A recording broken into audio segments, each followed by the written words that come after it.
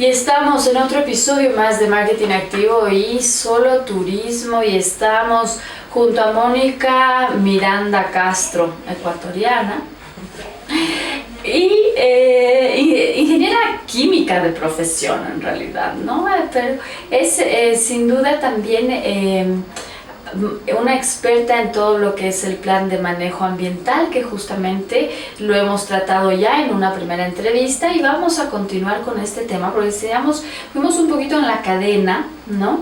Y te doy la bienvenida, Mónica, nuevamente. Muchas gracias. Al programa. Y como asesora ambiental, que trabajas desde el 2008, después de tu maestría en prevención de riesgos también de trabajo que tienes, ahí en la prevención de riesgos del trabajo ves una cantidad de estos temas también ambientales, ¿no? Incluso muy a la breve mencionaste un tema de contacto con los residuos ya contaminados y demás, que la gente no se puede exponer.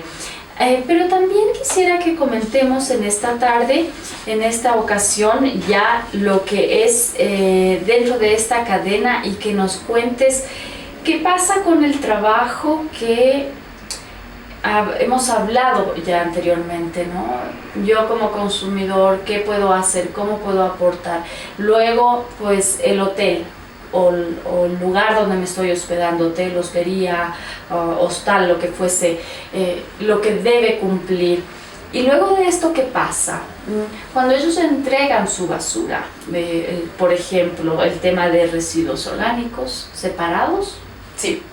Básicamente nosotros, dentro de lo que es la parte industrial o hotelera, no se les trata como basura, porque si nos damos cuenta que son residuos que han sido clasificados y que sirven para hacer otros productos, básicamente se les trata como un residuo, más no como una basura, porque de la basura no se saca un beneficio económico, mientras que de los residuos, al entregarlos a un gestor, ellos nos pagan por los residuos.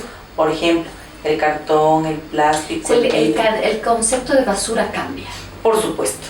Basura es la basura común que sale del barrido, de la limpieza de baños, habitaciones, papeles higiénicos, servilletas, pero en cambio el residuo es aquello que nosotros podemos partir para elaborar otro producto de las mismas características.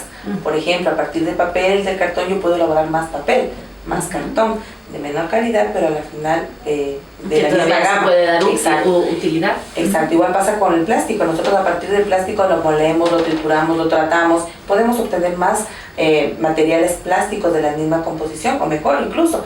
Entonces nosotros nos damos cuenta que no es una basura, sino que es un residuo que nos sirve como materia prima para elaborar otro producto terminado.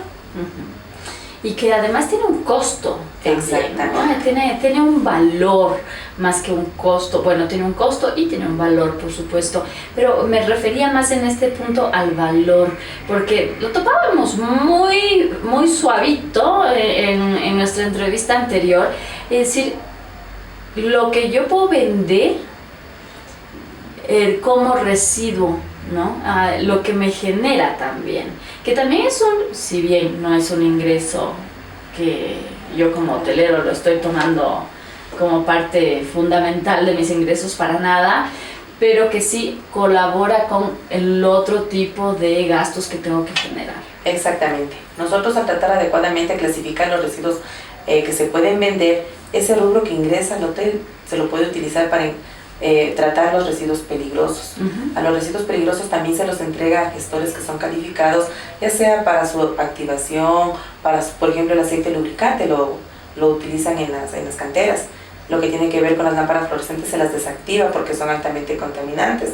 Igual el aceite de cocina se lo utiliza para como biocombustible. Entonces nos damos cuenta que siempre nos toca cerrar el círculo.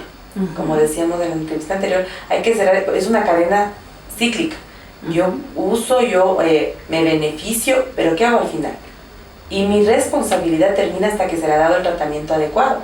No solamente digo, no, yo clasifiqué y paré de contar. No, nosotros debemos entregarles a los entes acreditados para que sean ellos quienes den en la disposición final adecuada. En el caso de los hoteles, ¿cuáles son o cuántos de estos digamos, no personas, pero entidades calificadas con las que tiene relación un hotel? Bueno, básicamente el hotel funciona, por ejemplo, para aceites lubricantes con Biofactor, para residuos peligrosos Haswat, Incinerox, para las lámparas fluorescentes tenemos el KD Product, para lo que es aceite de cocina hay varios gestores, es un residuo especial, más considerado como especial y no tanto como peligroso. Y para lo que es orgánicos igual, existen varios gestores que están calificados ante el Ministerio y la Secretaría para ellos retirar estos residuos y entregárselos posteriormente a los más grandes, a los gestores tecnificados más grandes. Por ejemplo, los pequeños gestores se llevan el cartón, el plástico, pero van a vender a los más grandes para que ellos lo utilicen como materia prima o para otro subproceso. Esta cadena que generan los residuos, ¿no? Esto es bien interesante y es un negocio en expansión. Genera muchas ganancias. y eso quiero que me cuentes un poco también, Mónica, porque sin duda, pues nosotros estamos iniciando una ruedita que estamos diciendo, ¿no? Es todo un círculo que no podemos dejar de prestar atención y son también oportunidades de negocio que estamos viendo. Y dentro de esto, si nosotros, por ejemplo, en casa reciclamos, como tú nos comentabas en la entrevista anterior, las charlas que das a todo este personal de los hoteles a los que tú trabajas, más de 10 con los que trabajas como asesora, dar las charlas y nos decías, ellos llevan esto a la casa, este conocimiento a la casa, comparten y empiezan a hacer práctica. Si yo reciclo mis pilas, por decir algo, o los PETs, por decir algo, o el cartón, el papel, yo saco a la basura y no tengo esta alternativa que tienen, por ejemplo, los hoteles que acabas de mencionar, tal es para tal, o sea, tal residuo se va para tal cosa, tal residuo se va para tal otra. ¿Qué hago yo como consumidor final al final del día? Bueno, básicamente lo que nosotros reciclamos a nivel doméstico, sí hay los pequeños minadores. Hay que considerar que antes habían todos los minadores que estaban en Samisa, ahora ya no pueden estar ahí porque también son altos niveles de riesgo biológico. Entonces hay los minadores que están en todas las calles, en todos los sectores. Yo he visto, yo me he dado cuenta, por ejemplo, en mi sector, que clasifican la basura, ellos llevan otras funditas incluso para ponerle lo que no es reciclable y dejan listo para que venga el contenedor de basura y se lo lleve. Y digamos que no hubiera eso, dentro de incluso de los carros recolectores, los trabajadores ponen encima del camión lo que se puede reciclar. Entonces nos damos cuenta que incluso a nivel de ellos sí existe esa conciencia, sí existe, porque como digo, eso es plata. Correcto. O sea, eso es dinero. Exacto, es dinero. Si nos damos cuenta que nosotros estamos disminuyendo la tala de árboles. Yo veía uno de estos minadores de las calles que tú estás mencionando, recolectando cartón, y lo hacía en una Toyota espectacular. Un mejor auto que el mío. Pero es verdad, o sea, estamos hablando de que es un negocio que da muchos réditos. Y dentro de este proceso, ¿qué dirías tú, por ejemplo, a las personas como consumo en el hogar? ¿Qué hacer? ¿No? ¿Cómo ayudar a este proceso? Porque en definitiva nosotros sí estamos buscando un tema de conciencia en la gente y que cuando uno tiene conciencia ya lo hace normalmente en todas partes, o sea, a donde vaya, ya no importa si eres visitante en un hotel o un hostal, igual lo vas a exigir. Pero como usuario en mi casa, ¿qué hago? Ya. Tanto en la casa como en el sector productivo hay que definir los dos, el peligroso y el no peligroso. ¿Qué hacer con el peligroso y con el no peligroso? Con el no peligroso podemos sacar en funditas de cartón, el plástico, si es que queremos sacar a la basura. Y si no, nosotros también podríamos almacenar, tener una cierta cantidad e ir a dejar a los gestores grandes, que hay muchos en Quito y que los encuentras en la página de la Secretaría, si es que quisieran. Y si no, como digo, sacar ya clasificado y afuera los pequeños minadores, ellos se llevan. Y a la larga les estamos, como quien dice, dando también una ayudita, ¿no? Porque son gente humilde. El de la Toyota no sé, no sé de dónde salió. El de ese carrazo, la verdad es que no, yo qué te puedo decir, pero estaba en un carro mejor que el mío. Pero sin duda estaba recolectado todos los cartones de la esquina. Sí. Ahora, ¿qué hacemos con los peligrosos? Como yo te decía, se creó el cambio de la lámpara incandescente por la lámpara fluorescente. La incandescente no era peligrosa, era vidrio. El fluorescente es peligroso. Como empresa tenemos la obligación de clasificar y entregar a un gestor, pero ¿qué pasa con el sector doméstico? ¿Dónde está una política, digamos, de Estado? Que hayan puntos de recolección donde el consumidor, el usuario, el doméstico, pueda al final del mes ir a dejar. Considerando que son peligrosos, tienen halógeno, mercurio, que son altamente contaminantes al medio ambiente y al ser humano. Sí, imagínate, incluso, el mercurio es venenoso para nosotros. Incluso cambiar una lámpara en nuestra casa, deberíamos tener medidas de seguridad, que nuestros hijos no se vayan a cortar, que no les vaya a caer el producto que contienen nuestras lámparas. O las pilas, por ejemplo, se crearon...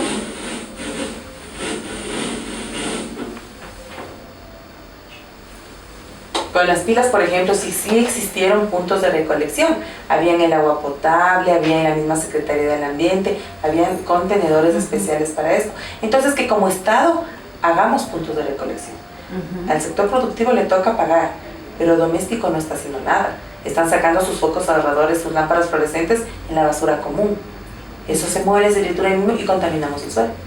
Estos focos ahorradores son los que tienen la luz más blanca, ¿no? Claro. Y que, bueno, creo que ahora ya hay en otros colores también, no sé. Pero son los focos ahorradores, los que contienen... los que se conocen como ahorradores. Exactamente, y las lámparas fluorescentes.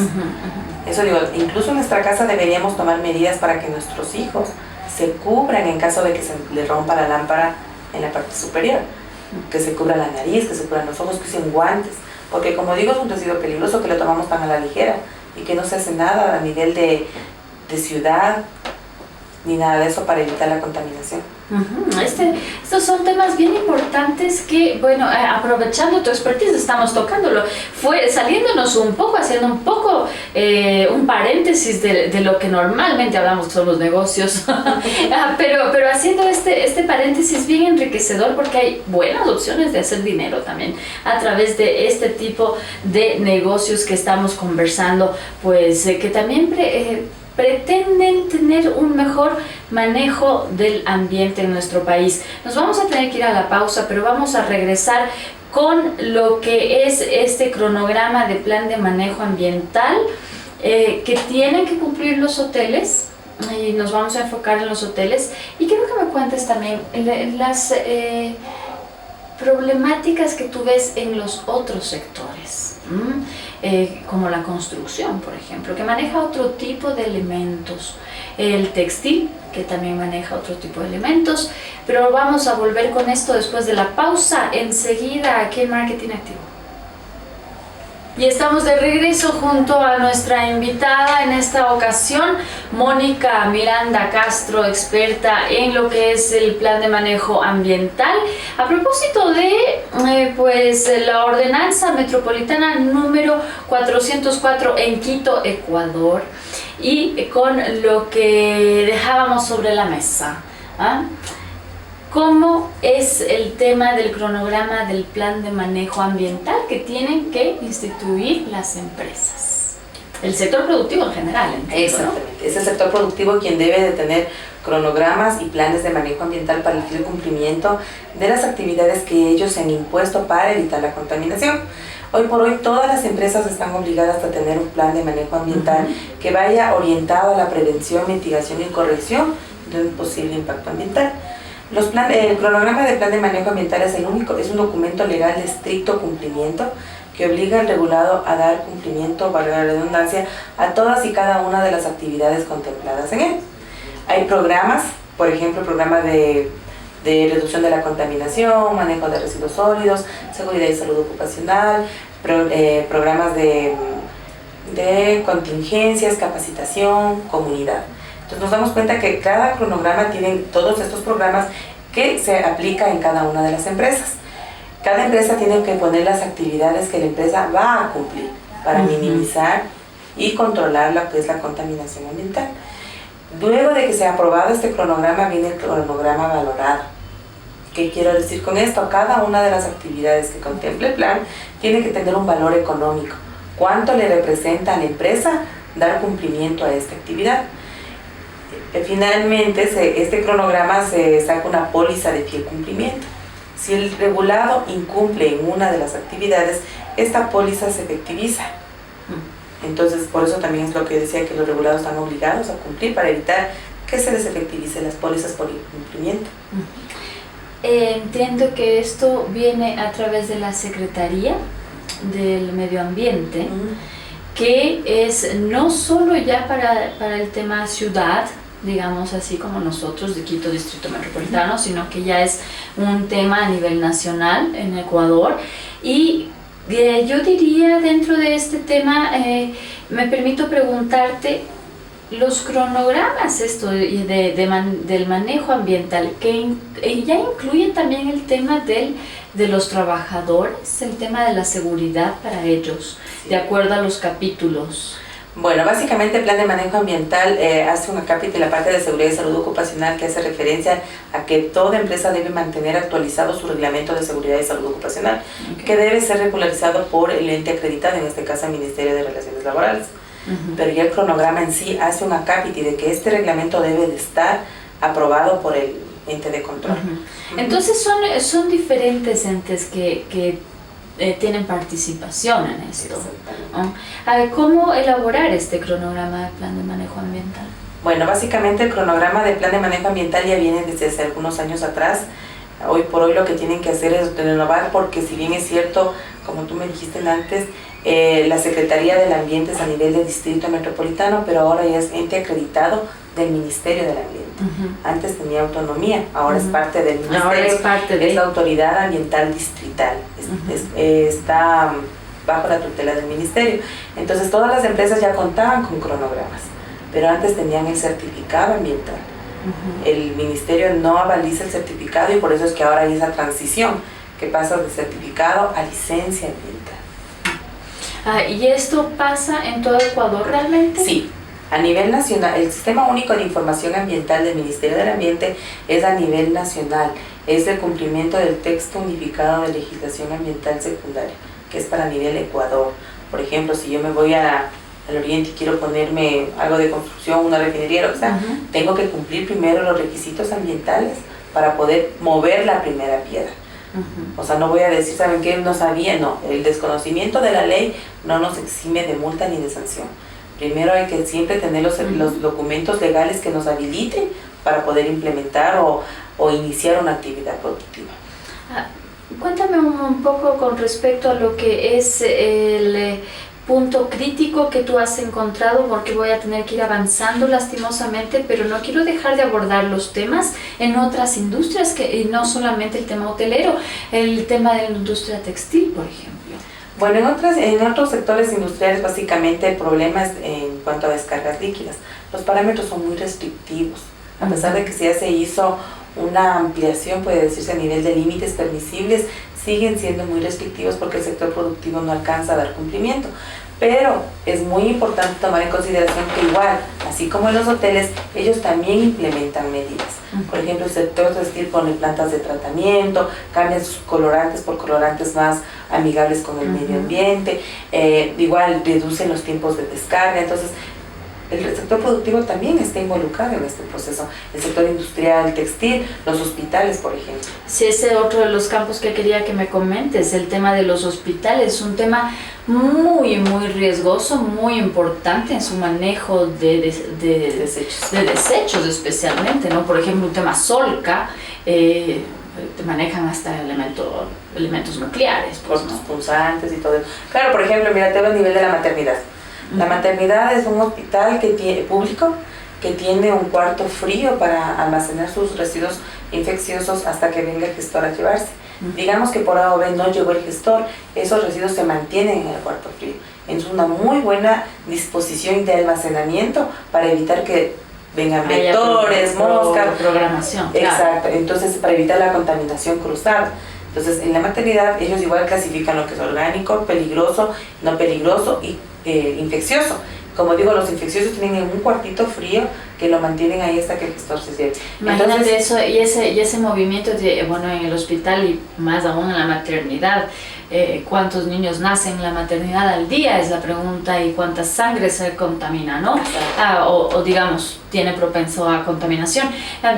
Tiene que ser el movimiento muy constante. Exactamente. El retiro es diario, pero yo solamente ponía un ejemplo. En caso de que no vinieran, ellos cuentan con cuarto refrigerado.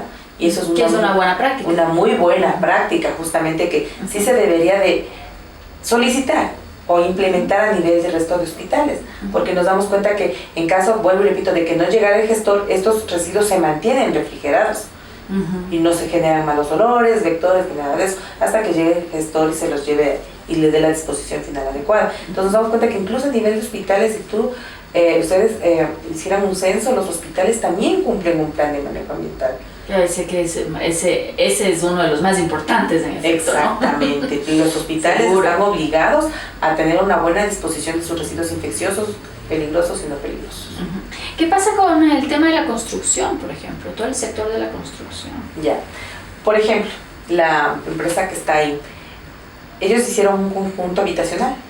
Ellos en su plan de manejo ambiental, incluso en el plan de manejo ambiental, ellos ya tenían que poner para cuando esté terminada la fase un lugar de almacenamiento y disposición de residuos sólidos.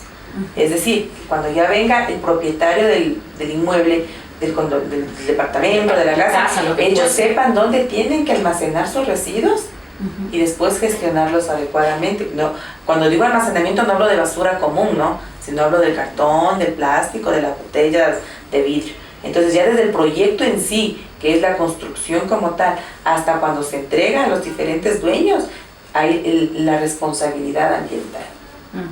Esto es bastante interesante. Dentro de todo esto, ¿cómo ves tú? Nos has dicho que el proceso, por ejemplo, a veces el sector productivo no alcanza por ser tal vez un poquito demasiado estricto, por poner otras palabras, el tema de la normativa. Pero, ¿qué piensas tú como profesional del asunto? ¿Qué necesitan hacer desde el tema de la producción para poder alcanzar esas normativas, o realmente son demasiado exageradas? A ver, no son exageradas. Yo lo que diría es que sí se podría revisar, por ejemplo, límites de ruido, descargas líquidas. ¿Por qué se podría revisar? Porque, por ejemplo, el límite de ruido para nivel persona, el trabajador, es de 80 decibeles. Pero el sector productivo nos pide en la parte externa que sea de 40 a 45 de acuerdo al uso de suelo. Entonces nos damos cuenta que es demasiado restrictivo. Si afuera digo mi timbre de voz, por ejemplo, estoy ya sobre los 80 porque yo tengo un timbre de voz grueso. Entonces yo si fuera empresa, yo estoy incumpliendo la norma. Entonces sí es importante revisar ese tipo de cosas, que no me pongan tan restrictivo. No es que usted está en uso de suelo, digamos, residencial, y su norma es hasta 40 decibeles, cuando afuera el carro hace una bulla sobre los 80. Exactamente. Ajá, estos detalles tienen que tendría que pulirse, según tu opinión, hay que pulir estos detalles. Exactamente, los límites. Dándonos cuenta, haciendo un sondeo, o sea, yo digo empíricamente, no, porque no estoy trabajando dentro de los técnicos de la Secretaría, pero sí se podría hacer un sondeo de ver, por ejemplo, un hotel. Un hotel no debería caracterizar ruido. Correcto. Ya. Por ejemplo, un hotel que no tiene lavandería no tendría que caracterizar ningún tipo de descarga. No tendría que caracterizar descargas de cocina, porque son las semejantes a uso doméstico. Entonces son ese tipo de cositas. Y por ejemplo, para el sector productivo, el DBO, el DQO, los sólidos suspendidos, que sean un poco no tan restrictivos, y nos damos cuenta que las empresas sí están invirtiendo, sí están haciendo lo posible por prevenir la contaminación. Estamos hablando que las empresas no es que les representa 1 o 2 centavos de dólar, sino que las inversiones son grandes. Lamentablemente muchas veces dicen, no, se les dio 6 años para hacer esto y no han hecho nada, pero no vamos viendo cuánto han ido haciendo en los 6 años. Cada 3 meses las empresas tienen valores de los informes de caracterización para ver si cumplen o incumplen. Si incumplen, después de 3 meses, tomarán medidas correctivas. Entonces todo ese tipo de cosas sí se debería de analizar, y ver que el sector productivo sí se encuentra involucrado, sí da lo mejor que tiene, que puede, para sacar adelante la parte ambiental. Qué interesante, qué importantes palabras. Con esto nos vamos. Mónica, muchísimas gracias por acompañarnos, gracias por hacernos estas reflexiones, tanto que hemos hecho desde el tema como consumidor, como usuario, como persona, como individuo. lo hemos hecho como hotel, lo hemos hecho como empresa, también incluso ejemplos de no solamente la hotelería, sino también del sector textil, de la construcción, de los hospitales. Muchísimas gracias por acompañarnos y por dejarnos esta última reflexión que nos es bastante interesante también, ¿no? Sin duda el sector productivo poniéndose a la mano para echar pues lo que puede con respecto al tema ambiental. Y es así que bueno, HOV Hotelera Quito pues estuvo presentando todo lo que es su plan de manejo ambiental, lo hizo público, así que eso también es bastante interesante como una estrategia de comunicación que impone también las marcas hoy por hoy. Gracias por acompañarnos. Muchas gracias a ustedes.